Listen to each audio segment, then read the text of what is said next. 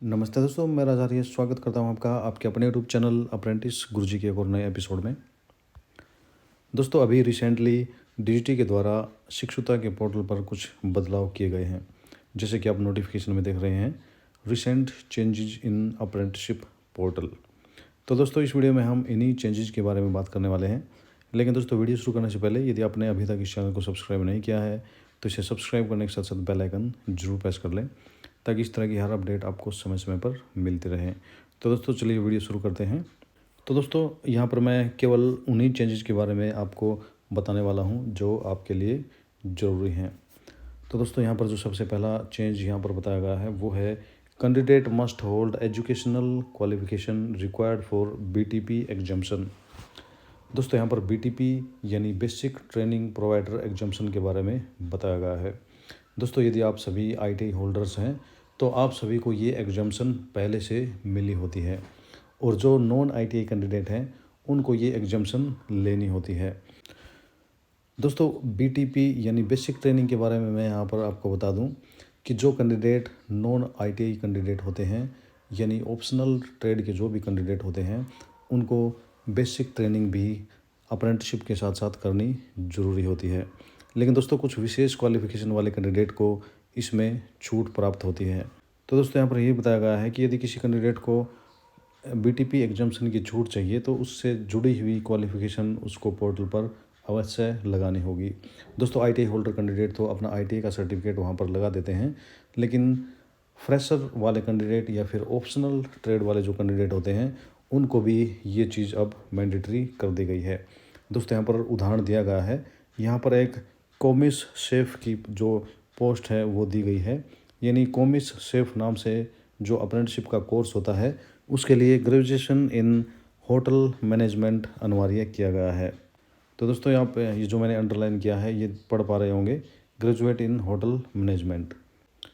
तो दोस्तों, यदि कोई कैंडिडेट इस वैकेंसी के लिए अप्रेंटिसशिप के लिए अप्लाई करता है तो उसकी ग्रेजुएशन होटल मैनेजमेंट के अंदर होनी ज़रूरी है, और दूसरी किसी अन्य डिग्री को इसके लिए मान्य नहीं किया जाएगा। तो दोस्तों, यहाँ पर यही बताया गया है कि जो विशेष ट्रेड होती हैं उन सभी के लिए जो बीडीपी एग्जाम्शंस की क्वालिफिकेशन है वो अब कैंडिडेट के द्वारा लगानी मैंडेटरी रहेंगी। दोस्तों, जो दूसरी जो अपडेट है वो आप सभी के लिए नहीं है, और ये एसएससीज़ के लिए है। और दोस्तों, उसके पश्चात बताया गया है सिंप्लीफिकेशन इन नेप्स गाइडलाइन। दोस्तों, यहाँ पर एक लेटर का जिक्र किया गया है जो डीजीटी के द्वारा जारी किया गया था, और इसमें नेप्स गाइडलाइन के बारे में बताया गया है। दोस्तों, नेप्स यानी नेशनल अप्रेंटिसशिप प्रमोशन स्कीम।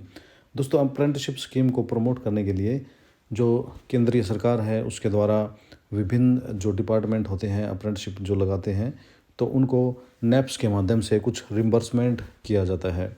तो जो रिम्बर्समेंट के जो नियम हैं वो ये डीजीटी ने एक लेटर जारी किया था 24 दिसंबर 2021 को। तो उसमें कुछ इंस्ट्रक्शन दी गई थी, और उसमें जो नेप्स का जो प्रोसेस है, जो रिम्बर्समेंट क्लेम करने का जो प्रोसेस होता है उसको सिंप्लीफाई किया गया है। तो उस बारे भी पोर्टल में कुछ ज़रूरी बदलाव किए गए हैं।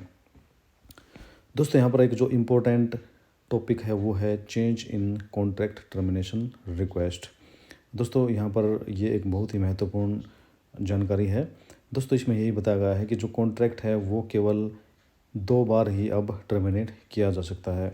दोस्तों, कई बार ऐसा होता है कि कई डिपार्टमेंट जब कॉन्ट्रैक्ट इशू करते हैं तो उसमें कैंडिडेट की तरफ से प्रोफाइल में कुछ कमी होने या फिर उनके द्वारा कुछ गलत जानकारी भरने, जैसे कि स्टाइपेंड या फिर जो उनका टाइम पीरियड है वो गलत भरने के कारण उस कॉन्ट्रैक्ट को टर्मिनेट कर दिया जाता है। और जब दोबारा कॉन्ट्रैक्ट इशू करते हैं तो फिर उसमें कुछ ना कुछ गलतियां रह जाती हैं, तो फिर से उसको कॉन्ट्रैक्ट को टर्मिनेट करना पड़ता है। तो दोस्तों, अब डीजीटी ने यह नियम बना दिया है कि अब किसी कॉन्ट्रैक्ट को केवल 2 बार ही टर्मिनेट किया जा सकेगा, और उससे ज़्यादा टर्मिनेट नहीं किया जा सकेगा। तो दोस्तों, इन इंस्ट्रक्शन का ध्यान किसी भी डिपार्टमेंट के लिए रखना अब ज़्यादा ज़रूरी हो गया है। और दोस्तों, अभी जो सबसे लास्ट में बात करते हैं लिमिटेशन इन डाउनलोडिंग रिपोर्ट्स का। दोस्तों, ये भी डिपार्टमेंट के लिए ज़रूरी चीज़ है।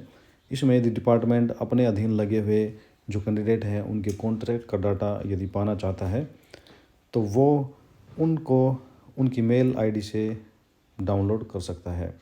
जी हाँ दोस्तों, यदि अब डिपार्टमेंट कॉन्ट्रैक्ट का डाटा डाउनलोड करने की कोशिश करेगा तो जो जो कॉन्ट्रैक्ट का डाटा है उसका एक लिंक उस डिपार्टमेंट की मेल आईडी पर चला जाएगा और वहाँ से वह डिपार्टमेंट जो कॉन्ट्रैक्ट डाटा है उसको डाउनलोड कर सकता है।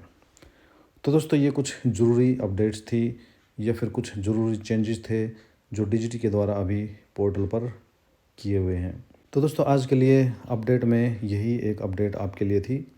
अप्रेंटिस से जुड़ी और दूसरी अपडेट आपको इस चैनल पर ऐसे ही मिलती रहेंगी। तो दोस्तों, आज के लिए वीडियो में इतना ही। मिलते हैं अगले वीडियो में। तब तक के लिए जय भारत, जय आर्यावर्त।